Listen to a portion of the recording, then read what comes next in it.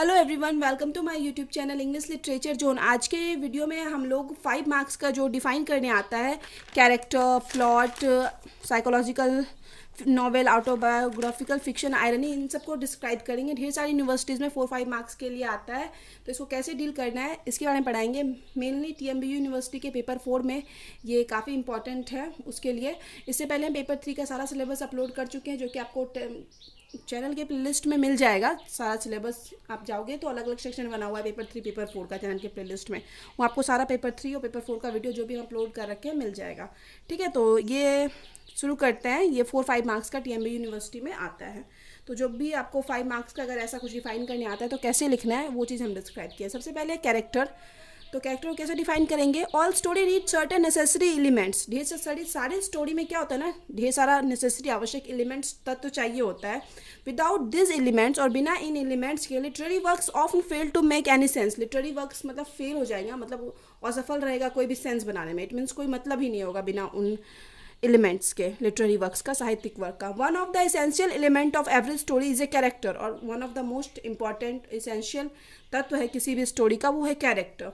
A character can be any person. Character कोई person हो सकता है, फिगर हो सकता है, an inanimate, it means object हो सकता है, ऐसा जीव, कोई ऐसा जीव जिसमें जीवन, मतलब कुछ ऐसा जिसमें जीवन ना हो, और एनिमल हो सकता है। There are different type of character, अलग अलग तरह के कैरेक्टर्स होते हैं। And it serves its unique function, और सबका अपना अलग अलग फंक्शन होता है, काम होता है इन स्टोरी में। और ए पीस ऑफ लिटरेचर या फिर लिटरेरी वर्क का कोई पीस हो साहित्य का, तो सबका अलग अलग काम होता है जितने भी कैरेक्टर हो। विदाउट कैरेक्टर्स, और बिना कैरेक्टर के, there is no story to tell. कोई स्टोरी नहीं होती है। टेल मतलब सुनाने के लिए, तो कोई कहानी नहीं होगी बिना कैरेक्टर के। Only a lot of scenery, उसमें ढेर सारा सीनरी, इट मीन्स होगा प्राकृतिक दृश्य होगा। अगर कोई कैरेक्टर नहीं होता कोई भी स्टोरी में, तो उसमें क्या दिखाया जाएगा? प्राकृतिक दृश्य ही दिखाया जाएगा ना, झरना, पेड़ पौधा, ये सब दिखाया जाएगा। मैनी कैरेक्टर्स, और ढेर सारे कैरेक्टर इन लिटरेचर, साहित्य के, have a huge impact on people. और ढेर सारे कैरेक्टर ऐसे होते हैं लिटरेचर के जिनका कि लोगों पर बहुत अच्छा, बहुत बड़ा इम्पैक्ट पड़ता है। अब आगे है, in literature there are 2 types of character. Literature में 2 तरह के कैरेक्टर होते हैं। सबसे पहले मेजर कैरेक्टर और minor character. Major character, there are 2 types of major character. Major character में भी 2 तरीके के होते हैं इन द स्टोरी में, प्रोटैगोनिस्ट और एंटागोनिस्ट, ये 2 तरह के होते हैं। और अगर आपको मतलब कैरेक्टर के बारे में और ज़्यादा लिखना है ना, तो आप प्रोटैगनिस्ट क्या होता है, एंटागोनिस्ट क्या होता है, इसको भी डिस्क्राइब कर सकते हो। अब हम लोग माइनर कैरेक्टर को देखते हैं। ये नॉर्मली हम 4-5 मार्क्स के लिए बनाए हुए हैं, तो ज़्यादा बड़ा नहीं किए हुए हैं। अब माइनर कैरेक्टर क्या होता है? This are not an important as the major character. और जो माइनर कैरेक्टर होते हैं वो मेजर कैरेक्टर की तरह इंपॉर्टेंट नहीं होते, but still plays a large part in story such as. लेकिन फिर भी स्टोरी में बहुत अच्छी भूमिका निभाते हैं, इनका बहुत अच्छा योगदान होता है। जैसे कि foil, statics, dynamic, flat, round, stock, etc, ये सब होता है माइनर कैरेक्टर। ठीक है, और अगर आपको इस नोट्स को छोटा करना है ना, तो आप ये कर सकते हो कि 2 टाइप्स ऑफ स्टोरी लिख के, 2 टाइप्स ऑफ कैरेक्टर लिख के, मतलब कौन कौन 2 तरीके का कैरेक्टर होता है ये डिफाइन कर दिए, उसके बाद ये लिख दिए, उसके बाद डायरेक्ट एग्जाम्पल लिख सकते हो। ठीक है, इसको नहीं डिस्क्राइब करोगे, ये जो हम माइनर कैरेक्टर और मेजर कैरेक्टर में प्रोटैगनिस्ट, एंटागोनिस्ट ये डिस्क्राइब किए हैं, वो नहीं करोगे अगर नोट्स को छोटा करना है तो। ठीक है, अब आगे है, some of the most notable character in the literature include the following. मतलब कुछ लिटरेचर के जो मोस्ट इंपॉर्टेंट कैरेक्टर है उसमें शामिल है Elizabeth Bennet from Pride and Prejudice, Pride and Prejudice की Elizabeth Bennet. Macbeth and Lady Macbeth from Macbeth, Macbeth जो प्ले है उससे, ये दोनों काफ़ी इंपॉर्टेंट कैरेक्टर है। Valentine and Angelica from Love for Love, Michael Henchard from the Mayor of Casterbridge. तो ये सब काफ़ी इंपॉर्टेंट कैरेक्टर है इस प्ले का, जो प्ले मैंशन किए हुए हैं। अब हम लोग आगे पढ़ते हैं। यहाँ पे कैरेक्टर खत्म होता है, प्लॉट के बारे में पढ़ेंगे। तो प्लॉट भी बिल्कुल हम उसी तरीके से शुरू किए हुए हैं जैसे कैरेक्टर शुरू किए हुए थे। All story need certain necessary element. सारे स्टोरी में ढेर सारा नेसेसरी एलिमेंट आवश्यकता तो होता है, चाहिए होता है। Without this element literary works often fail to make any sense. बिना इन लिटरेरी एलिमेंट्स के कोई लिटरेरी वर्क्स जो होता है उसका कोई मीनिंग नहीं होगा, कोई भी मीनिंग क्रिएट करने में वो फेल होगा। One of the most essential element of every story is A plot. और कोई भी स्टोरी जो हो उसका one of the most essential आवश्यक एलिमेंट होता है वो होता है plot. Plot is not a story. Plot एक स्टोरी नहीं होता है, it is in fact A series of event. बल्कि ये इवेंट का सीरीज होता है, इट मीन्स ढेर सारे घटनाओं का एक समूह होता है। ठीक है, plot. An author puts together A series of events. और एक जो ऑथर होता है, लेखक होता है, ढेर सारी घटनाओं को मतलब एक साथ करता है टू क्रिएट ए स्टोरी। ठीक है, एक स्टोरी को क्रिएट करने के लिए ऑथर जो है ढेर सारे घटनाओं को एक साथ करता है। A plot is something refer to as the spine of a story, और प्लॉट जो होता है ना उसको स्पाइन कहा जाता है स्टोरी का। इट मीन्स स्पाइन क्या होता है ना, जैसे रीढ़ की जो हड्डी होती है, इट मीन्स पीठ की जो मिडिल वाली बोन होती है उसको कहा जाता है स्पाइन। तो जैसे हम लोग को मतलब खड़े होने में हेल्प करता है ना बोन, बैक बोन जो होता है, तो इस वजह से जो स्पाइन होता है तो हम लोग के लिए बहुत इंपॉर्टेंट है। इसी तरह जो स्टोरी होती है उसके लिए स्पाइन की तरह ही प्लॉट इंपॉर्टेंट है। अब आगे, a good plot is one, good plot वो होता है that has well developed character, जिसमें कि बहुत अच्छे अच्छे कैरेक्टर हों, who are engaging in several conflict, और जिसमें जो कि ढेर सारे कन्फ्लिक्ट संघर्ष में एक दूसरे से इंगेज हो। There are a traditional plot structure, एक ट्रेडिशनल परंपरागत प्लॉट का एक तरीका चला आ रहा है कि कैसे लिखना है। दैट मैनी टेक्स्ट फॉलो, जो कि ढेर सारे टेक्स्ट फॉलो करते सकते हैं, जैसे कि exposition, rising action, climax, fall action, resolution, ये सब दिखाया जाता है एक प्लॉट में, ठीक है। और आपको नोट्स को बड़ा करना है तो आप इन सबको डिस्क्राइब कर सकते हो। अब आगे है, this elements are the major events in a story, ये एलिमेंट्स जो होते हैं, ये जो तत्व हैं स्टोरी के मेजर मतलब प्रमुख इवेंट्स, घटनाएं होती हैं। And there are essential in all creative writing, और ये सारे क्रिएटिव राइटिंग के लिए, रचनात्मक वर्क के लिए काफ़ी इंपॉर्टेंट होते हैं। Whether we are writing a novel, चाहे हम लोग कोई नॉवेल लिख रहे हों, स्क्रीन प्ले लिख रहे हों, शॉर्ट स्टोरी लिख रहे हों, और या फिर कोई अदर फॉर्म लिख रहे हों। दस ए स्टोरी डज नॉट, इस प्रकार जो होता है, story does not exist without A plot, तो एक स्टोरी जो है बिना प्लॉट के पॉसिबल ही नहीं है। तो यहाँ पे ये प्लॉट का ख़त्म हो गया, ठीक है, ये भी 1 पेज के आसपास है। अब आयरनी के बारे में पढ़ेंगे, ठीक है। Irony is a form of figure of speech, irony जो होता है वो फिगर ऑफ स्पीच का एक फॉर्म है। फिर आगे है द पर्सन इन विच, जिसमें कि the person delivering the ironic statement, जिसमें कि एक पर्सन होता है जो आयरनिक स्टेटमेंट, एक ताना मतलब डिलीवर करता है, ताना टाइप का जो स्टेटमेंट होता है ना वो बोलता है। सेज समथिंग, वैसा कुछ कहता है, विच इज़ कम्प्लीटली अपोजिट, जो कि बिल्कुल अपोजिट हो टू वॉट दे मीन, जिसका अर्थ है, मतलब ऐसा कुछ कहता है कि जो उसका अर्थ होना चाहिए वो बिल्कुल अपोजिट हो। And what the reality of the situation is, और जो सिचुएशन का रियलिटी हो उसके बिल्कुल अपोजिट हो, मतलब ताना के रूप में कुछ ऐसा कहा जाए कि जो बिल्कुल उस सिचुएशन के अपोजिट हो। इट मीन्स एक एग्जांपल के थ्रू हम इस चीज़ को समझ सकते हैं। जैसे अगर कोई मतलब नॉर्मली जैसे हम स्टूडेंट्स जो होते हैं, कुछ गए घर से बाहर, कोई पार्टी है, हम लोग बोले घर में क्या कि हम लोग 8-9 बजे तक नाइट में, इवनिंग जो भी 8-9 बजे तक घर वापस आ जाएंगे, ठीक है। लेकिन घर वापस आते आते बज गया 12, ठीक है। तो हम घर वापस आए, 12 बज गया, बोले थे घर में, बोल के गए थे 8-9 बजे आएंगे। तो ये जो 12 बजे आए और घर में कोई कमेंट करके हमको बोल रहा है, क्या बोल रहा है, वाह कितनी जल्दी आ गए तुम, तो बहुत जल्दी आ गए। तो ये क्या हो गया ना, कमेंट किया हम पे, सटायर किया, बिल्कुल अपोजिट किया, सटायर व्यंग किया, मतलब आयरनिक, कि बिल्कुल ऐसा ताना किया कि जो मतलब उस जो हम किए उस चीज़ के बिल्कुल अपोजिट था, बट समझ में आ रहा था कि ये इस हमको क्यों बोला गया है। तो ठीक है, इसी तरह का सिचुएशन आयरनिक सिचुएशन बनाता है, ठीक है। It can be a different, या अलग हो सकता है, between what might be accepted, जो एक्सेप्ट किया गया हो वो उससे ये अलग हो सकता है। एक्सेप्टेड टू हैपन, मतलब जो होने वाला है उससे वो अलग हो सकता है। एंड व्हाट एक्चुअली ऑक्योर्स, और जो एक्चुअली में होता है। Irony can be categorize into 3 different types, irony को 3 अलग अलग भागों में बांटा गया है, इंक्लूडिंग जैसे कि वर्बल आयरनी, ड्रामेटिक आयरनी और situational irony. Verbal irony. Verbal irony take place when the speaker says something in sharp contrast to his or her actual meaning, ठीक है।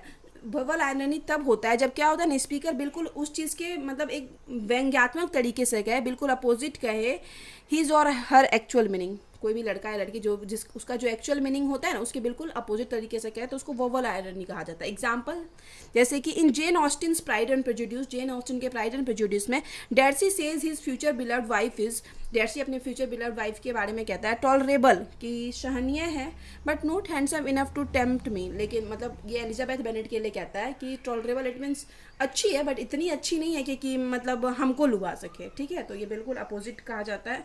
फिर आगे है dramatic irony. Dramatic irony occurs when the audience has more information that one or more character in a work of literature. Dramatic irony तब होता है ना जब क्या होता है ना, ऑडियंस को ज़्यादा पता होता है, मतलब जो भी मतलब कैरेक्टर है ना प्ले में, उस कैरेक्टर से ज़्यादा पता ऑडियंस को होता है कि ये क्या कर रहा है। तो जैसे हम लोग को पहले से मूवी देखते हैं तो विलन के बारे में पता होता है ना कि ये विलन होगा, और मे बी हीरो को ना पता हो या एक्ट्रेस जो हीरोइन होती है उसको ना पता हो। तो इस वजह से यहाँ पे उसी को कहा जाता है ड्रामेटिक आयरनी, कि ऑडियंस को पहले से पता होता है कि ये विलन होगा या ये गलत कर रहा है, बट उसके मेन कैरेक्टर, उसके कैरेक्टर को ही नहीं पता होता है उस प्ले के। फॉर एग्जाम्पल, जैसे कि एग्जाम्पल के लिए इन शेक्सपियर्स ओथेलो, शेक्सपियर के ओथेलो जो उनका वर्क है शेक्सपियर का, the audience is aware, audience इस चीज़ को जानती है दैट ओथेलोज बेस्ट फ्रेंड, के ओथेलो का जो बेस्ट फ्रेंड है Iago is villainous and attempting to bring Othello down. क्या विलेनियस, इट मीन्स थोड़ा बुरा है और ओथेलो को मतलब नीचे लाने की कोशिश कर रहा है। इट मीन्स उसका मतलब उसको बुरा बनाने की कोशिश कर रहा है सबके सामने। दाव, हालांकि ओथेलो डजंट नो दिस, लेकिन ओथेलो को इस बारे में जानकारी नहीं है, बल्कि जबकि ऑडियंस को पता है ये चीज़। तो ठीक है, इस तरह से होता है ड्रामेटिक आयरनी। अब सिचुएशनल आयरनी के बारे में पढ़ते हैं।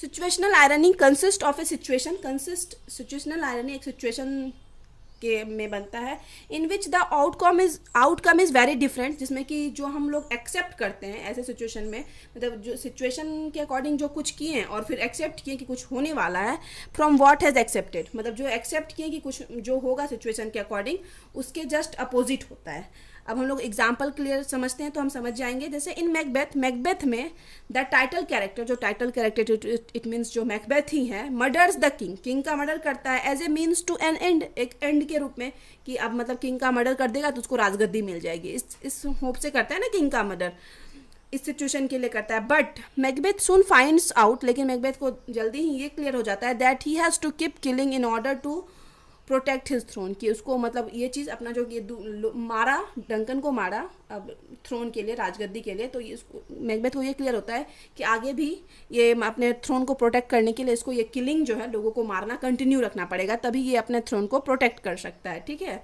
तो इस तरीके से वो सिचुएशन अलग एक्सेप्ट किया था मैकबेथ, लेकिन यहाँ पे उसको अलग सिचुएशन का सामना करना पड़ा, इट मीन्स और लोगों को मारना पड़ा। अब हम लोग आगे देखते हैं। अब आगे है psychological novel. The psychological novel is a type of novel, psychological novel एक तरीके का नॉवेल होता है in which main interest lived in the mental and emotional aspects of the character. Main interest इसमें जो मेन आकर्षण होता है ना, वो कैरेक्टर के मेंटल और इमोशनल पहलू में होता है। ठीक है, this type of novel emphasises on the description of the character psychological development. इसमें इस टाइप के नॉवेल में ना जो मेन कैरेक्टर होता है उसके मनोवैज्ञानिक डेवलपमेंट को दिखाया जाता है। The technique use to illustrate character mentalities, और जो टेक्निक यूज़ की जाती है कैरेक्टर के मेंटालिटीज़ को की व्याख्या करने के लिए, आर स्ट्रीम ऑफ कॉन्शियसनेस, वो होता है स्ट्रीम ऑफ कॉन्शियसनेस में होता है, एंड इंटरनल मोनोलॉगी में होता है। The beginning of psychological novel may be traced in the 18th century. Beginning जो शुरुआत माना जाता है साइकोलॉजिकल नॉवेल की जो शुरुआत हुई 18th सेंचुरी से हुई, in the novel of Samuel Richardson के नॉवेल से। But in the modern age, लेकिन मॉडर्न एज में Virginia Woolf, James Joyce and D.H. Lawrence are known as the great writer of psychological novel. ये तीनों जो है साइकोलॉजिकल नॉवेल के great writer के रूप में जाने जाते हैं। Some example of psychological novel in literature में कुछ एग्जाम्पल देख लेते हैं। Miss Dalloway and to the lighthouse by Virginia Woolf. अब आगे है फिर Ulysses and the portrait of the artist as a young man by James Joyce. और फिर एक है sons and lover by D.H. Lawrence. ये काफ़ी अच्छा एग्जाम्पल है साइकोलॉजिकल नॉवेल का, ये सारा जो है। अब हम लोग आखिरी पढ़ते हैं, ऑटोबायोग्राफिकल फिक्शन पढ़ेंगे।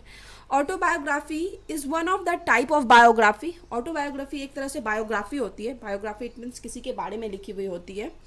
Which tells the life story जो कि which tells the life story, जो कि हम लोग को लाइफ की, जीवन की कहानी बताती है, ऑफ इट्स ऑथर, इसके ऑथर के, rather than being written by someone else, मतलब किसी समवन एल्स, इट मीन्स किसी दूसरे के द्वारा लिखी हुई नहीं। And autobiography is written by the author's own pen, मतलब ये जो ऑटोबायोग्राफी होता है ना, वो किसी और के द्वारा लिखी हुई नहीं होती है। ये ऑटोबायोग्राफी राइटर खुद ऑथर के पेन से लिखी हुई होती है, इन हिज ऑन वर्ड्स, और उसके खुद के वर्ड्स में।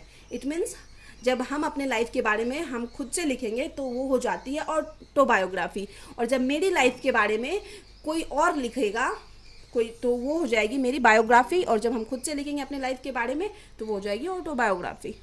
अब आगे है सम ऑटोबायोग्राफीज, और कुछ जो ऑटोबायोग्राफीज होती है are written in the form of fiction, वो फिक्शन के फॉर्म में लिखी हुई होती है। फिक्शन या नॉवेल सेम होता है। That closely mirror events from the author's real life, जो कि बिल्कुल एकदम मिरर इवेंट, इट मीन्स प्रतिबिंब होता है ऑथर के रियल लाइफ का, इज कॉल्ड ऑटोबायोग्राफिकल फिक्शन। और ऐसे ही फिक्शन को ऑटोबायोग्राफिकल फिक्शन कहा जाता है।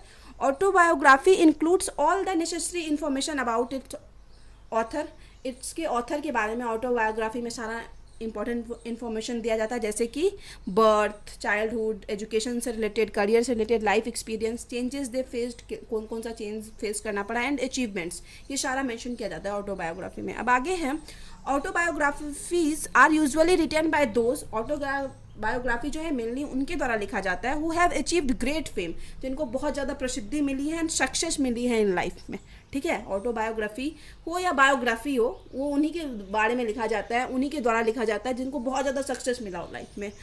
सम एग्जाम्पल ऑफ ऑटोग्राफीज फिक्शन। अब हम अगर ऑटोबायोग्राफिकल फिक्शन की बात करें तो ऑटोबायोग्राफिकल फिक्शन के जो कुछ एग्जाम्पल हैं इन इंग्लिश लिटरेचर में, वो है Charles Dickens, David Copperfield, Charles Dickens की डेविड कॉपरफील्ड, और जेम्स जॉयस की a Portrait of the artist as a young Man. ये दोनों ऑटोबायोग्राफिकल फिक्शन का अच्छा एग्जाम्पल है। तो यहाँ पे ये ख़त्म होता है, अगर वीडियो ख़त्म होता है, वीडियो के थ्रू आपकी हेल्प होती है। वीडियो आपको अच्छा लगा तो प्लीज़ आप लोग वीडियो को लाइक करना, चैनल को सब्सक्राइब करना और कमेंट करके बताना वीडियो आपको कैसा लगा। मिलते हैं नेक्स्ट वीडियो में नेक्स्ट टॉपिक के साथ।